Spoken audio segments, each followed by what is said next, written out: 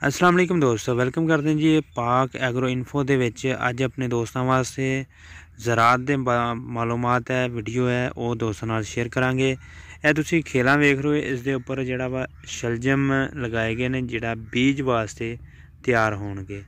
वो दोस्तों नूं दिखाने आ किवें लगाए गए ने, क्या तरीकाकार है। जे डक भी तैयार है, डक्कां दा जिहड़ा गाजरां दा बीज भी तैयार हो सकदा, ते ये भी इंशाअल्लाह कामयाब बीज तैयार हुंदा वा। वो तुहानूं दिखाने हैं किवें बीज तैयार किया है। बीज यानी कि लगाया वा, तैयार तो इंशाअल्लाह अल्लाह करेगा, लेकिन यह है कि बीज भी ये भी कामयाब हुंदा है। एवें वड्डियां वड्डियां कंपनियां तो लैके या 1800 रुपए का 400 ग्राम बीज है जिहड़ा इसदा वा शलजम दा हुंदा वा, ते इन्ने महंगे लैके भी फायदा नहीं हुंदा। ये तुहानूं विखाने हैं। यह जी शलजम है, वेख लो, यह शलजम है और इसकी जी जड़ आ वह भी कट दी उन्होंने।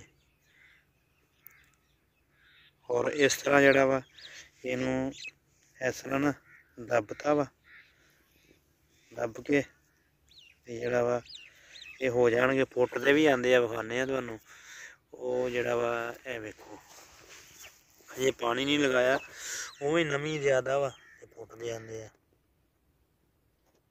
काफ़ी फायदेमंद है, क्योंकि गाजरां का बीज भी बना के ਉਹਦੇ ਤੋਂ ਵੀ फायदा उठाया जा सकता, तो इन्हों तो भी खाया जा सकता है, शलजमां तो भी। ਵੇਖ ਲਓ सारिया केलियां के उत्ते इस तरह ही दोनों साइडों तो लगा दिता गया। बस होर कोई इन्ना काम नहीं है। अगर तुहानूं वीडियो पसंद आई हो तो साडे पेज नूं जरूर लाइक करियो, वीडियो नूं दोस्तों नाल शेयर भी करियो, ताकि असीं मजीद ज़राअत के बारे नवीं तो नवीं वीडियो लेकर हाजिर होंदे रहिए। तो दुआवां च जरूर याद रखियो। अल्लाह हाफिज़।